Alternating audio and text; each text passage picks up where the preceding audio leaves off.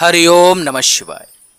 श्रीमद् भगवद गीता अध्याय 3 श्लोक संख्या 12 चैप्टर 3 श्लोक नंबर 12। सर्वप्रथम श्लोक। इष्टान भोगानि वो देवा दास्यन्ते यज्ञे भावितः तैर्दत्तानि प्रदायेभ्यो यो भुंक्ते स्तेन एव सह। श्रीमद् भगवद गीता गीता प्रेस गोरखपुर में अध्याय 3 श्लोक संख्या 12 का अनुवाद कुछ इस प्रकार से बताया गया है। यज्ञ के द्वारा बढ़ाए हुए देवता तुम लोगों को बिना मांगे ही इच्छित भोग निश्चय ही देते रहेंगे।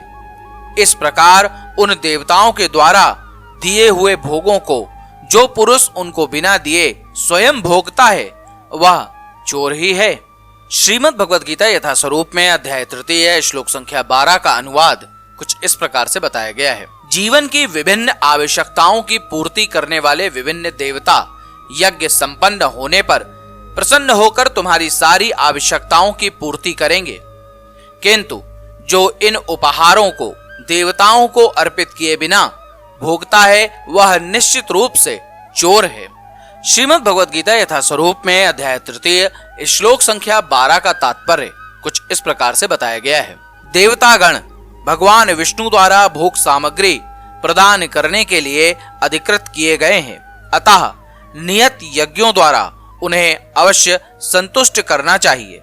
वेदों में विभिन्न देवताओं के लिए भिन्न भिन्न प्रकार के यज्ञों की संस्तुति है, किंतु वे सब अंततः भगवान को ही अर्पित किए जाते हैं। किंतु जो यह नहीं समझ सकता कि भगवान क्या है, उसके लिए देव यज्ञ का विधान है। अनुष्ठान कर्ता के भौतिक गुणों के अनुसार वेदों में विभिन्न प्रकार के यज्ञों का विधान है।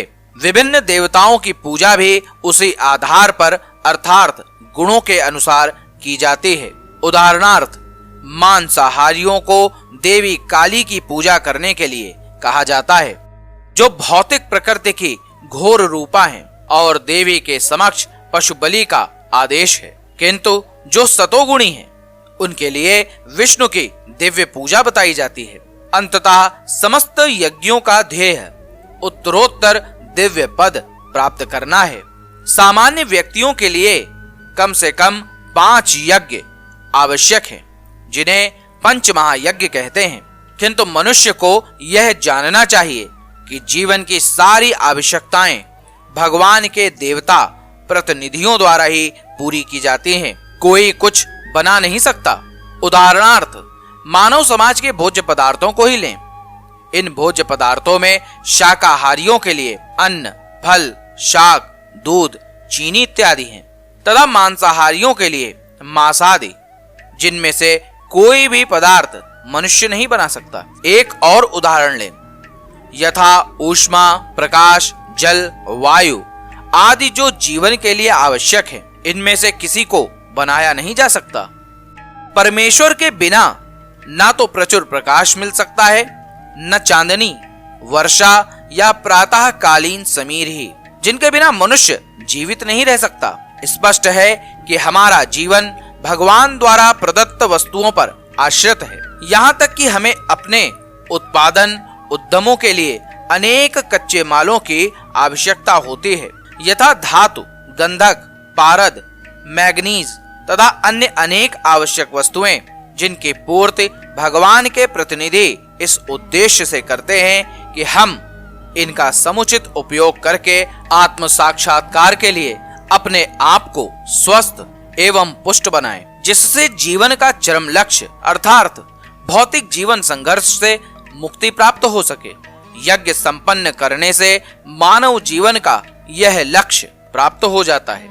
यदि हम जीवन उद्देश्य को भूलकर भगवान के प्रतिनिधियों से अपनी इंद्रिय तृप्ति के लिए वस्तुएं लेते रहेंगे और इस संसार में अधिकाधिक फंसते जाएंगे, जो कि सृष्टि का उद्देश्य नहीं है, तो निश्चय ही हम चोर हैं और इस तरह हम प्रकृति के नियमों द्वारा दंडित होंगे।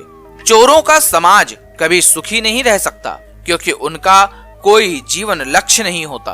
भौतिकतावादी चोरों का कभी कोई जीवन लक्ष्य नहीं होता। उन्हें तो केवल इंद्रिय तृप्ति की चिंता रहती है। वे नहीं जानते कि यज्ञ किस तरह किए जाते हैं, किंतु चैतन्य महाप्रभु ने यज्ञ संपन्न करने की सरलतम विधि का प्रवर्तन किया। यह है संकीर्तन यज्ञ, जो संसार के किसी भी व्यक्ति द्वारा जो कृष्ण भावनामृत के सिद्धांतों को अंगीकार करता है, संपन्न किया जा सकता है। हरिओम नमः शिवाय। अब आप मेरे साथ बोलिए, हरे कृष्ण कृष्ण कृष्ण हरे हरे, हरे राम राम राम हरे हरे।